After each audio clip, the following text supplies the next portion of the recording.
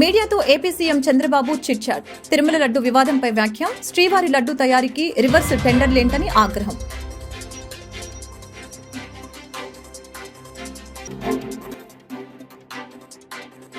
ఉద్యోగాలు సృష్టించాలన్న ఒకే ఒక అజెండా తమదన్న మంత్రి నారా లోకేష్. వీలైనంత ఎక్కువ మందికి ఉద్యోగాలు కల్పిస్తామని భరోసా. నెల రోజుల్లో ఎకనామిక్ డెవలప్మెంట్ బోర్డు ఏర్పాటు చేస్తామని హామీ. వైసీపీ విజయసాయిరెడ్డి అనే వ్యక్తి గుంటనక్క అన్న టీడీపీ నాయకులు బుద్దా వెంకన్న.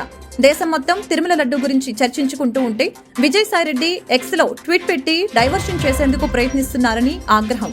వైసీపీ నేతలు తిరుమల తిరుపతి పవిత్రతను దెబ్బతీశారని ఆరోపణ. తిరుమల ఆలయం సెట్టింగ్ ని ఇంట్లో వేసుకున్న వారిని ఏమనాలని సీఎం చంద్రబాబు ప్రశ్నించారు. తిరుమల శ్రీవారిని నైవేద్యం పెట్టే పరమ పవిత్రమైన లడ్డూ తయారీకి రివర్స్ టెండర్లన్నింటినీ ఆగ్రహం వ్యక్తం చేశారు.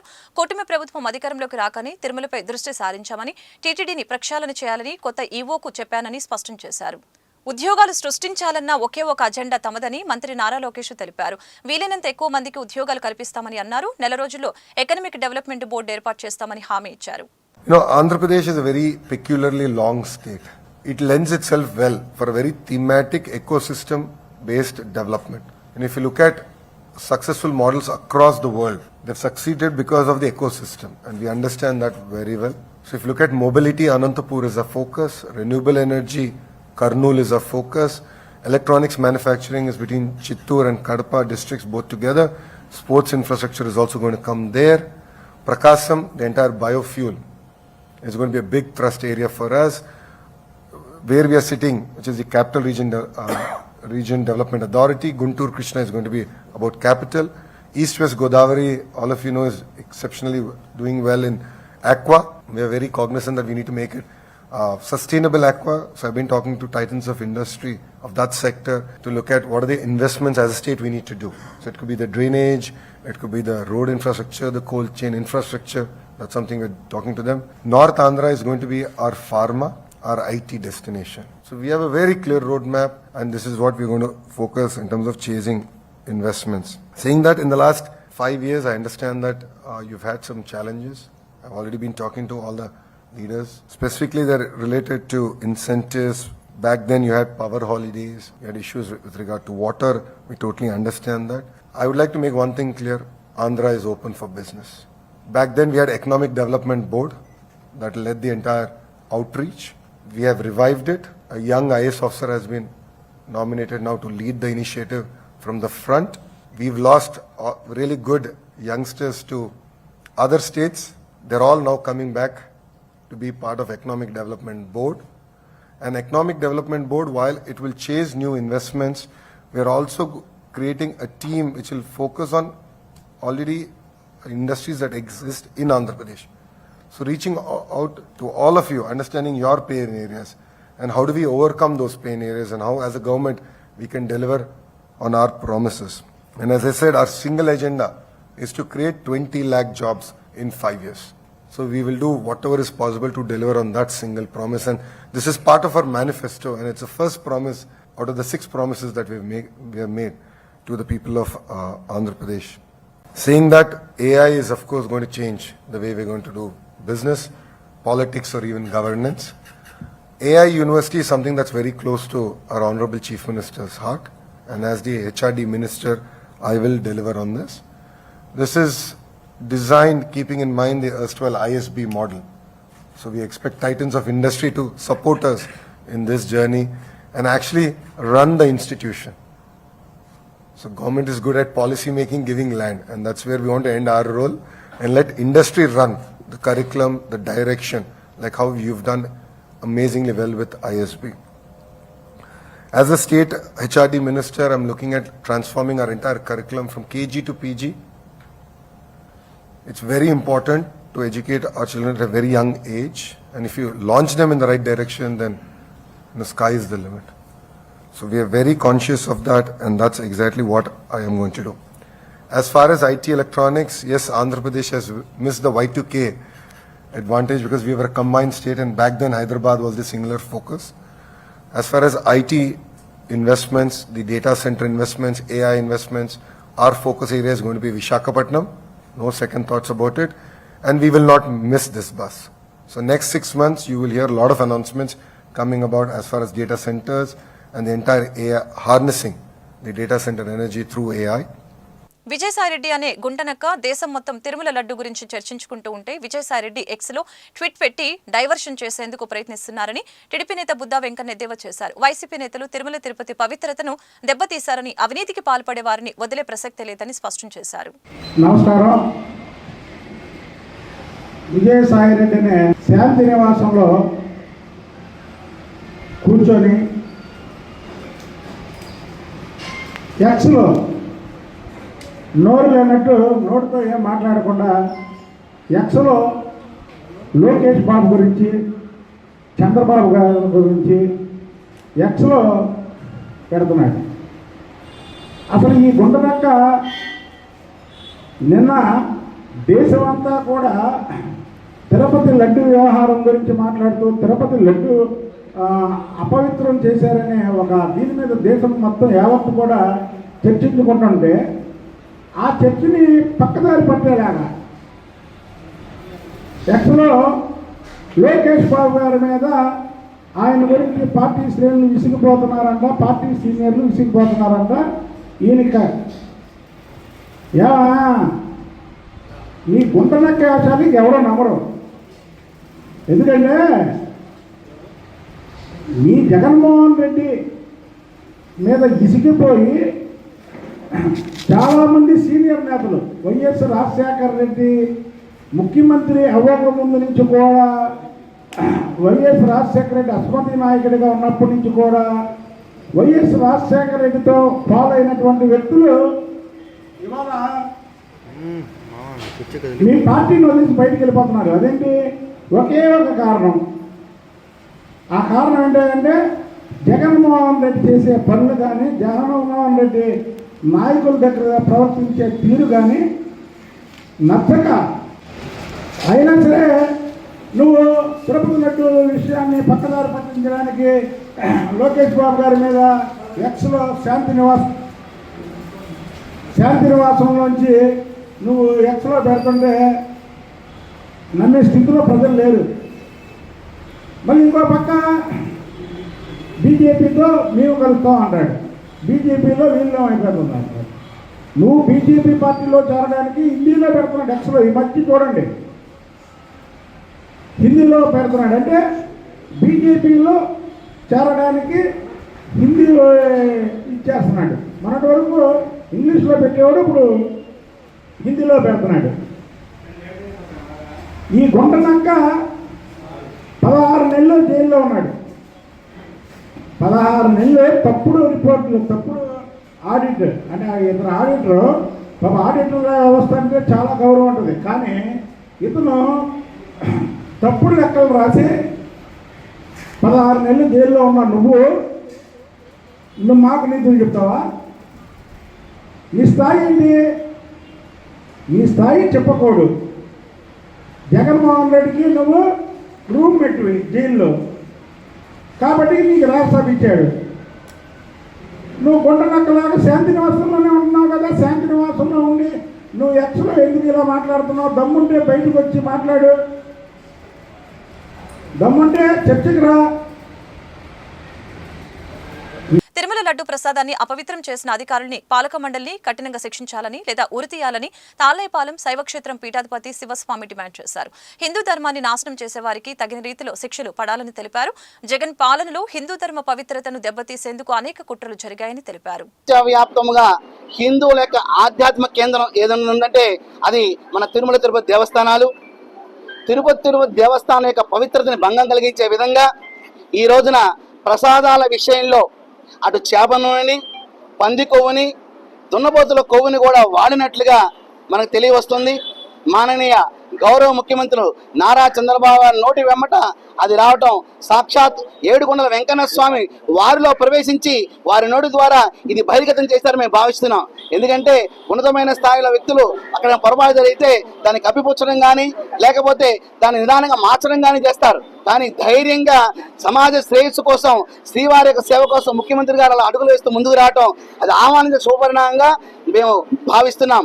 అలాగే ఎవరైతే ట్రస్ట్ బోర్డులో కొంతమంది మాత్రం ఒకప్పుడు ఉండేవారు, ఆ తర్వాత కొత్త జీవోలను తీసుకొచ్చారు. 60-70 మందిని దాంట్లో ఉండేట్టుగా చేశారు. కబ్జాకోరులు, వ్యభిచారులు, లిక్కర్ మాఫియా వాళ్ళు, ఆఖరికి సాహితీ అనే సంస్థ లక్ష్మీనారాయణ గారు ఐపీ పెట్టి హైదరాబాద్ లో పారిపోయిన వ్యక్తిని ఒక మహానుభావుడు తీసుకొచ్చి దాంట్లో సచిపోర్ట్ మెంబర్ గా ఉంచడం.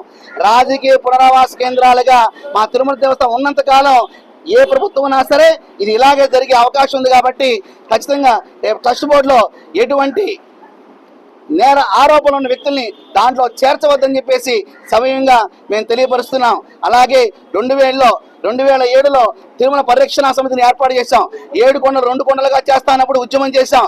అలాగే ఇప్పుడు కూడా ఆ యొక్క వ్యవస్థని ఏర్పాటు చేయాల్సిన ఆవశ్యకత ఉందని మేము భావిస్తున్నాం. అలాగే తిరుమల యొక్క పవిత్రని కాపాడాల్సిన బాధ్యత ఇటు భక్తులతోనూ అందరితోనూ ఉంది. మనకు తెలుసు, కృష్ణమ్మ తల్లి పొంగింది, మొత్తం కూడా ఇబ్బంది పడ్డాం. మేమేం చేశాం, ఖచ్చితంగా పవిత్రోత్సవ కార్యక్రమాలు చేశాం, ఉదకశాంతం చేశాం. అలాగే ఇప్పుడు తిరుమల తిరుపతి దేవస్థానం ప్రసాదంలో ఎవరెవరు తిన్నామో నాతో సహా అందరూ అపవిత్రులుగా మారాం. కాబట్టి దీనికి రాష్ట్ర వ్యాప్తంగా ఉన్న దేవాలయంలో పవిత్రోత్సవ కార్యక్రమాలు చేయవలసిన ఆవశ్యకత ఉంది. తిరుపతిని ప్రక్షాళన చేయవలసిన ఆవశ్యకత ఉంది. ఇప్పటికైనా సరే అటు ప్రభుత్వం పెద్దలు కానివ్వండి, అధికారులు కానివ్వండి, ఇటు భక్తులు కానివ్వండి, సమిష్టిగా ఒక వ్యవస్థను తీసుకుని భవబంధాలు లేని వ్యక్తులని అక్కడ కనుక ఉంచినట్లయితే కనుక తిరుమల పవిత్ర. ఇటీవల కృష్ణానదికి ఉధృతంగా వచ్చిన అకాల వరదలు దాటికి మరమ్మతులకి గురైన విజయవాడ రూరల్ మండలం గొల్లపూడి పంపింగ్ స్కీమ్ ఎత్తిపోతల పథకాన్ని మైలవరం శాసనసభ్యులు వసంత వెంకటకృష్ణ ప్రసాద్ పరిశీలించి అధికారులకి పలు సూచనలు చేశారు. ఈ ఎత్తిపోతల పథకం కింద సుమారు 16,000 ఎకరాల ఆయకట్ట సాగుతుందని, సమస్యని ప్రభుత్వం దృష్టికి తీసుకువెళ్లి సాధ్యమైనంత త్వరగా మరమ్మతులు చేయిస్తామని తెలిపారు.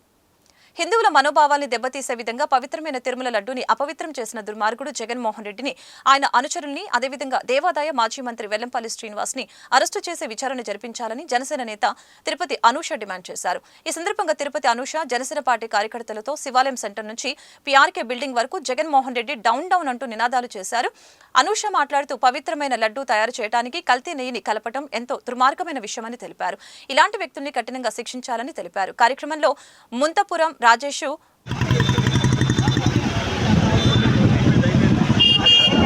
కొల్లూరు మండలం క్రాప గ్రామంలో కూటమి ప్రభుత్వం వచ్చి 100 రోజులు పూర్తయిన సందర్భంగా మన మంచి ప్రభుత్వం కార్యక్రమంలో పాల్గొన్న మాజీ మంత్రి మరియు వేమూరు ఎమ్మెల్యే నక్కా ఆనందబాబు, గడప గడపకు తిరిగి 100 రోజుల ప్రభుత్వం గురించి అడిగి తెలుసుకున్న ఎమ్మెల్యే ఆనందబాబు, 100 రోజుల ప్రభుత్వంపై సంతోషం వ్యక్తం చేసిన గ్రామస్తులు, 100 రోజుల పాలనలో 100కు పైగా అభివృద్ధి పనులపై దృష్టి పెట్టిన ప్రభుత్వం మన మంచి ప్రభుత్వం అని తెలియజేశారు. గత జగన్మోహన్ రెడ్డి ప్రభుత్వం 11 లక్షల కోట్ల అప్పులు మిగిల్చినా కూడా ఈ ప్రభుత్వం అభివృద్ధి ముందుకు తీసుకువెళ్తుందని, ఇది మంచి ప్రభుత్వం. చంద్రబాబు నాయుడు గారి నేతృత్వంలో ఆయన ముఖ్యమంత్రిగా ప్రమాణ స్వీకారం చేసి నిన్నటికి 100 రోజులు అవుతా ఉంది. ఈ 100 రోజుల కాలంలో 100కి పైగా అభివృద్ధి సంక్షేమ కార్యక్రమాలకి శ్రీకారం చుట్టినటువంటి ఈ ప్రభుత్వం ఇది మంచి ప్రభుత్వం అని మేము చెబుతా ఉన్నాం. ప్రజలు కూడా విశ్వసిస్తా ఉన్నారు. మేము నిన్న ఈ రోజు ప్రజల మధ్యకి వెళ్ళి ఈ 100 రోజుల్లో ప్రభుత్వం చేసినటువంటి కార్యక్రమాలని వారి మధ్యకి తీసుకెళ్ళినప్పుడు వాళ్ళందరూ కూడా ఎంతో సంతోషాన్ని వ్యక్తపరుస్తా ఉన్నారు.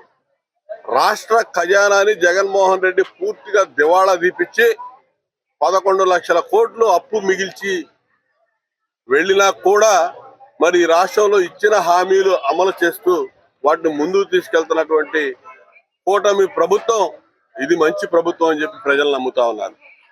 చంద్రబాబు నాయుడు గారి నేతృత్వంలో ఇవాళ 4,000 రూపాయల పెన్షన్ మొదటి నెలలోనే ఏప్రిల్, మే, జూన్ పెంచిన పెన్షన్ కలిపి 7,000 రూపాయలు ఇచ్చినటువంటి ఘనత చంద్రబాబు నాయుడు గారిదని చెప్పి ప్రజలు ఎంతో సంతోషం వ్యక్తపరుస్తా ఉన్నారు. అదే జగన్మోహన్ రెడ్డి ఏం చేశాడు, వచ్చిన 100 రోజులకు అంటే 250 రూపాయలు పెన్షన్ పెంచడం తప్ప ఆయన చేసింది లేదు. ఇవాళ చంద్రబాబు నాయుడు గారు 100 రోజుల్లో 100 కార్యక్రమాలు, అది ఏదన్నా కానీ సంక్షేమానికి కానీ అభివృద్ధికి కానీ సంబంధించి 100 కార్యక్రమాలకు శ్రీకారం చుట్టాం. ఇవాళ అదే జగన్మోహన్ రెడ్డి వచ్చింటే మళ్ళా ఈ రాష్ట్రం అతలాకుతలం అయిపోయేది. ఇవాళ 250 పెన్షన్ తప్ప ఏమీ పెరుగుండేది కాదు. ఇవాళ చంద్రబాబు నాయుడు గారు ఏం చేశాడో చూస్తా ఉన్నారు. ఇవాళ మద్యం ఏరులై బారుతా ఉంది. గతంలో జగన్మోహన్ రెడ్డి ప్రభుత్వంలో ఆయన తయారు చేసినటువంటి మద్యమే వేల కోట్ల రూపాయల నాసిరకం మద్యం ప్రజలకు అందించి వాళ్ళ ప్రాణాలతో చెలగాటాలాడి, వాళ్ళ ఆరోగ్యంతో చెలగాటాలాడి వేల కోట్ల రూపాయలు దోచుకున్నటువంటి జగన్మోహన్ రెడ్డిని ఆ మద్యం బారి నుండి ప్రజల్ని విముక్తి చేసినటువంటి ఘనత చంద్రబాబు నాయుడు గారి కూటమి ప్రభుత్వానికి. కాబట్టి ఇది మంచి ప్రభుత్వం అని చెప్పి ప్రజలు నమ్ముతా ఉన్నారు. ఇసుక విధానం అనేది 5 సంవత్సరాల్లో అసలు కనీస పరిజ్ఞానం లేకుండా ఇసుక విధానాన్ని అస్తవ్యస్తం చేసి 50,000 కోట్ల పైచిలకు జగన్మోహన్ రెడ్డి ఖజానానికి ఇసుక ద్వారా మళ్లించుకున్నటువంటి వ్యక్తి జగన్మోహన్ రెడ్డి. ఆ ఇసుకని ఉచిత ఇసుక విధానం ద్వారా ప్రతి ఒక్కడికి ఉచితంగా ఇసుక చేరవేసే విధానానికి శ్రీకారం చుట్టినందుకు చంద్రబాబు నాయుడు గారి కూటమి ప్రభుత్వం ఇది మంచి ప్రభుత్వం అని చెప్పి ప్రజలు విశ్వసించి సంతోషాన్ని వ్యక్తపరుస్తా ఉన్నాడు. ఈ రోజున ప్రజల యొక్క ధన మన ప్రాణాలకి పూర్తి రక్షణ వచ్చిందని చెప్పి విశ్వసించి ఇది మన ప్రభుత్వం, మన మంచి ప్రభుత్వం అని చెప్పి ప్రజలు అనుకుంటా ఉన్నారు. జగన్మోహన్ రెడ్డి హయాంలో ఎప్పుడు ఏం జరిగిద్దో అని భయాందోళనలు ప్రజలను చుట్టుముడతా ఉండే, భయంతో బతుకుతా ఉండేవాళ్ళు, భయంతో బతుకు ఈడుస్తా ఉండేవాళ్ళు. ఇవాళ భయం లేదు, నిర్భయంగా జీవిస్తా ఉన్నాం అనే కాన్సెప్ట్ తో ప్రజలు ఉన్నందుకు ఇది మంచి ప్రభుత్వం అని చెప్పి నేను తెలియజేస్తున్నా. ఇవన్నీ కూడా ప్రజల్లో తీసుకెళ్లాల్సిన అవసరం ఉంది. రాబోయే రోజుల్లో కూడా ఇచ్చిన హామీలన్నీ కూడా మేము నెరవేర్చడానికి ముందుకెళ్తా ఉన్నాం. భవిష్యత్తును దృష్టిలో పెట్టుకొని 2047 విజన్ 2047 అనే ధ్యేయంతో ముందుకెళ్తానికి ప్రణాళిక రూపకల్పన చేసుకొని ముందుకెళ్తున్నటువంటి ప్రభుత్వం ఇది మంచి ప్రభుత్వం అని చెప్పి తెలియజేస్తున్నా. ఇవాళ చంద్రబాబు నాయుడు గారి, పవన్ కళ్యాణ్ గారి నేతృత్వంలో ఇవాళ అన్ని రకాలుగా మంచి కార్యక్రమాలు జరుగుతూ ఉన్నాయి. అమరావతి నిర్మాణం మళ్ళా ప్రారంభమైంది. దాదాపు కేంద్ర ప్రభుత్వం 15,000 కోట్లు ఆర్థిక సహకారాన్ని ఇవ్వడానికి ముందుకు వచ్చింది. కుంటుపడిపోయినటువంటి పోలవరం అభివృద్ధి 12,500 కోట్లు ఇవాళ కేంద్ర ప్రభుత్వం ఇస్తా ఉంది. కొట్టుకుపోయిన డయాఫ్రమ్ వాళ్ళకి 900 కోట్లు రాష్ట్ర ప్రభుత్వం ఖర్చు పెట్టి మళ్ళా ఆ పునర్నిర్మాణం పోలవరం 72% పూర్తి చేశారు. చంద్రబాబు నాయుడు గారు వదిలిపెడితే 1% కూడా దాన్ని పని మొదలు పెట్టకుండా నాశనం చేసినటువంటి జగన్మోహన్ రెడ్డి ఆ ప్రాజెక్టు పూర్తి చేయడానికి ఇవాళ చంద్రబాబు నాయుడు గారు కంకణం కట్టుకున్నాడు. ఈ రాష్ట్రంలో పారిశ్రామిక వృద్ధి జరగాలి, పరిశ్రమలు రావాలి, లక్షలాది. ప్రభుత్వ ఆసుపత్రిలో అవుట్ పేషెంట్ నుంచి ఇన్ పేషెంట్ కి వెళ్లే కనెక్టివిటీ కారిడార్ కు మరమ్మతులు చేస్తున్నట్లు ఆసుపత్రి సూపరింటెండెంట్ డాక్టర్ కిరణ్ కుమార్ తెలిపారు. శనివారం దెబ్బతిన్న కారిడార్ ను ఆయన పరిశీలించారు. ఈ సందర్భంగా డాక్టర్ కిరణ్ కుమార్ మాట్లాడారు. వర్షాల వలన కారిడార్ పెచ్చులు ఊడిపోయిందని ఆయన తెలియజేశారు. దీనివలన రోగులు, వారి సహాయకులు అవుట్ పేషెంట్ల నుంచి ఇన్ పేషెంట్ల వరకు వెళ్లేందుకు మార్గం లేకపోవడంతో ఇబ్బందులు పడుతున్నారని తెలియజేశారు. దాన్ని దృష్టిలో పెట్టుకుని వెంటనే మరమ్మతులు చేపట్టాలని ఇంజనీరింగ్ శాఖ అధికారుల్ని ఆదేశించినట్లు తెలియజేశారు. ఈ నెలాఖరులోగా వీటి నిర్మాణం పూర్తి చేసి రోగులకి ఇబ్బందులు తొలగిస్తామని ఆయన చెప్పారు. ఈ ఫ్లోరింగ్ చేయాల్సిన అవసరం ఉంది, నీళ్లు సీపేజ్ రాకుండా చూడాల్సిన అవసరం ఉంది. సీపేజ్ రావడం వలన సూపరింటెండెంట్ ఛాంబర్లో కానీ అక్కడ నెఫ్రాలజీ డిపార్ట్మెంట్లో కూడా ఇబ్బందులు ఉన్నాయి. సో వీటినన్నింటినీ ఇమీడియట్గా రిపేర్ చేయమని మేము ఇంజనీరింగ్ విభాగానికి తెలియజేయడం జరిగింది. ఇంజనీరింగ్ విభాగంలో ఉన్న సచిన్ గారు కానీ, నాయక్ గారు, అలానే కొత్తగా వచ్చారు మనకి ఈగా వచ్చిన రమణ గారు, వీళ్ళందరూ కూడా ఇదే పని మీద ఉంటే ఇక్కడ మనకి ఇన్ పేషెంట్, అవుట్ పేషెంట్కి మధ్య ఇస్తమస్ అనేది ఒక కనెక్టింగ్ ట్రావెల్ చేసే ఒక బ్రిడ్జి లాంటిది ఉంది మనకి. ఇది దాదాపు ఓల్డ్ హాస్పిటల్గా మనం తీసుకుంటే దాదాపు 60 సంవత్సరాల పైబడి కన్స్ట్రక్షన్ జరిగి ఉంది. గతంలో ఒక 10 రోజుల క్రితం వచ్చిన వర్షాలకి, కొండపోతగా కురిసిన వర్షాలకి దాదాపు ఇక్కడ మనం సీలింగ్ చూస్తూ ఉంటే అన్నీ ఊడిపోయి రాలిపోయి పేషెంట్ల మీద పడి ఆందోళనకరమైన వాతావరణం కూడా కనబడుతూ ఉంది. దాదాపు ఏ కొద్దిగా పట్టుకున్నా కూడా సీలింగ్ చేసిన ప్లాస్టింగ్ అంతా ఊడిపోయి మనకున్న ఐరన్ రాడ్స్, బీమ్స్ కూడా బయటపడుతున్నాయి. వీటిని వెంటనే రిపేర్ చేయమని మన ఏపీఎంఐడిసి మిత్రులని ఇంజనీరింగ్ విభాగాన్ని అడగడం జరిగింది. వాళ్ళు ఆల్రెడీ దీన్ని టేకప్ చేసి ఇదంతా కూడా ఎవరిని రానియకుండా ముందు క్లోజ్ చేసేసి ఇదంతా కూడా రాలగొట్టేసేసి వెంటనే దాన్ని రిపేర్ చేయడానికి వాళ్ళు సిద్ధంగా ఉండి చేస్తూ ఉన్నారు. దానికి అవసరమైన డబ్బులు కూడా ఏదో ఒక ఫండ్లో మీట్ అవ్వడానికి మేము రెడీగా ఉన్నాం. దాదాపు 3 నుంచి 4-5 లక్షలు ఖర్చు అవుతుంది అనేది ఒక రఫ్ ఎస్టిమేషన్గా తీసుకున్నారు. దాదాపు ఈ కారిడార్ మొత్తం నవయుగ కవి చక్రవర్తి గుర్రం జాషువా 129వ జయంతి సభను జయప్రదం చేయాలని శాసనమండలి సభ్యులు కెఎస్ లక్ష్మణరావు కోరారు. నేడు 2/7 బ్రాడీపేటలోని గుర్రం జాషువా విజ్ఞాన కేంద్రంలో ప్రచార పోస్టర్ని ఆవిష్కరించడం జరిగింది. ఈ సందర్భంగా కెఎస్ లక్ష్మణరావు మాట్లాడారు. ఈ నెల 27న జాషువా 129వ జయంతి సభ జాషువా విజ్ఞాన కేంద్రంలో జరుగుతుందని సభలో శాసనమండలి మాజీ సభ్యులు ఎంవీఎస్ శర్మ, వి బాలసుబ్రహ్మణ్యం, సాహితీ స్రవంతి, రాష్ట్ర అధ్యక్షులు కెంగారు మోహన్ తదితరులు పాల్గొని ప్రసంగిస్తారని తెలియజేశారు. ఈ నెల 27న జరిగే సభను జయప్రదం చేయాలని కోరారు. కార్యక్రమంలో వివిధ ప్రజా సంఘాల నాయకులు ఈమరి అప్పారావు, కిరణ్, వై కృష్ణకాంత్, దేవరకొండ శ్రీనివాసరావు తదితరులు పాల్గొన్నారు. గుర్రం జాషువా 129వ జయంతి సెప్టెంబర్ 28న జరగబోతూ ఉంది. ఈ సందర్భంగా గుంటూరు నగరంలో ప్రముఖంగా పనిచేస్తున్న గుర్రం జాషువా విజ్ఞాన కేంద్రం ఆధ్వర్యంలో గత 10 ఏళ్లుగా గుర్రం జాషువా సాహిత్య పురస్కారాలని అందజేస్తూ ఉన్నాం. ఈ సంవత్సరం గుర్రం జాషువా సాహిత్య పురస్కారాలని ఇద్దరు ప్రముఖులకి ప్రకటించాం. శ్రీ గంటేటి గౌరనాయుడు, ఆయన ఉత్తరాంధ్రకు చెందిన ప్రముఖ కవి, అనేక పుస్తకాలు రాశారు. పాడుదమా స్వేచ్ఛా గీతం అనే గొప్ప పాటని ఆయన రచించడం జరిగింది. వారికి అలాగే డాక్టర్ గుమ్మా సాంబశివరావు, ఆయన ఆంధ్ర లయోలా కళాశాల విజయవాడలో తెలుగు అధ్యాపకులుగా పనిచేసి రిటైర్ అయ్యారు. దాదాపు 30 నుంచి 40 వరకు తెలుగు సాహిత్యం మీద ఆయన పుస్తకాలు రాయటం జరిగింది. వీరిరువురికి, డాక్టర్ గుమ్మా సాంబశివరావుకి, గంటేటి గౌరనాయుడికి ఈ గుర్రం జాషువా సాహిత్య పురస్కారాలను అందజేస్తున్నాం. ఈ పురస్కారాల ప్రధానోత్సవ సభ సెప్టెంబర్ 27వ తేదీ సాయంత్రం 4 గంటలకి 2/7 బ్రాడీపేట గుర్రం జాషువా విజ్ఞాన కేంద్రంలో జరుగుతుంది. ఈ అవార్డుల ప్రధానోత్సవానికి ఇద్దరు ప్రముఖులు హాజరవుతున్నారు. శ్రీ వి బాలసుబ్రహ్మణ్యం, శాసనమండలి మాజీ సభ్యులు, ప్రముఖ సాహితీవేత్త. శ్రీ ఎంఎస్ శర్మ, ఆయన కూడా శాసనమండలి మాజీ సభ్యులు, ప్రజాశక్తి పూర్వ సంపాదకులు. వాళ్ళిద్దరూ కూడా ముఖ్య అతిథులుగా హాజరవుతున్నారు. వాళ్ళిద్దరూ కూడా సామాజిక అంశాల మీద మాట్లాడతారు. అందువల్ల ఈ అవార్డుల ప్రధానోత్సవానికి, ఈ పురస్కారాల ప్రధానోత్సవానికి గుంటూరు జిల్లా, పల్నాడు జిల్లా, ఈ ప్రాంతం గుంటూరు ఉమ్మడి జిల్లాకు సంబంధించినటువంటి ప్రముఖులు, అభ్యుదయవాదులు, సాహితీవేత్తలు అందరూ కూడా హాజరై ఈ కార్యక్రమాన్ని జయప్రదం చేయాలని చెప్పేసి కోరుతున్నాం. సెప్టెంబర్ 27వ తేదీ సాయంత్రం 4 గంటలకి బ్రాడీపేటలో ఈ అవార్డుల ఉత్సవం జరుగుతుంది. చక్రవర్తి గుర్రం జాషువా గారి 129వ జయంతి సందర్భంగా ఈ నెల 27వ తేదీన జాషువా సాహితీ పురస్కారాలని అందిస్తున్నాం. ఈ సందర్భంగా సభ జరుగుతుంది. ఈ సభలో గుమ్మా సాంబశివరావు గారు, గంటేటి గౌరనాయుడు గారికి ఇద్దరికి సాహితీ అవార్డులని ప్రదానం చేస్తున్నాం. గుర్రం జాషువా గారి చరిత్ర మనందరికీ తెలుసు. ఆయన కులతత్వానికి, మతత్వానికి, ప్రాంతీయతత్వానికి, కుల వివక్ష, అంటరాంతరానికి వ్యతిరేకంగా అనేక రచనలు చేశారు. ఆయన తన నిజ జీవితంలోనూ కుల వివక్షను, అంటరాంతరాన్ని ఎదుర్కొన్నారు.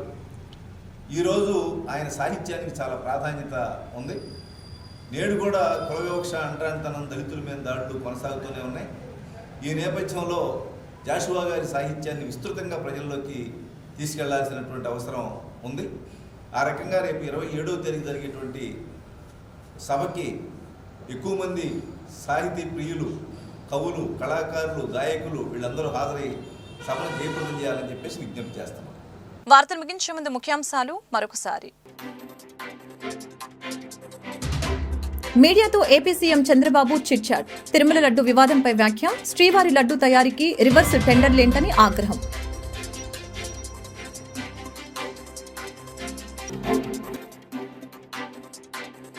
ఉద్యోగాలు సృష్టించాలన్న ఒకే ఒక అజెండా తమదన్న మంత్రి నారా లోకేష్. వీలైనంత ఎక్కువ మందికి ఉద్యోగాలు కల్పిస్తామని భరోసా. నెల రోజుల్లో ఎకనామిక్ డెవలప్మెంట్ బోర్డు ఏర్పాటు చేస్తామని హామీ. వైసీపీ విజయసాయిరెడ్డి అనే వ్యక్తి గుంటనక్క అన్న టీడీపీ నాయకులు బుద్దా వెంకన్న. దేశం మొత్తం తిరుమల లడ్డు గురించి చర్చించుకుంటూ ఉంటే విజయసాయిరెడ్డి ఎక్స్లో ట్వీట్ పెట్టి డైవర్షన్ చేసేందుకు ప్రయత్నిస్తున్నారని ఆగ్రహం. వైసీపీ నేతలు తిరుమల తిరుపతి పవిత్రతను దెబ్బతీశారని ఆరోపణ. వార్తలు ఇంతటితో సమాప్తం. మరొక బులెటిన్ మళ్ళీ కలుద్దాం. నమస్కారం.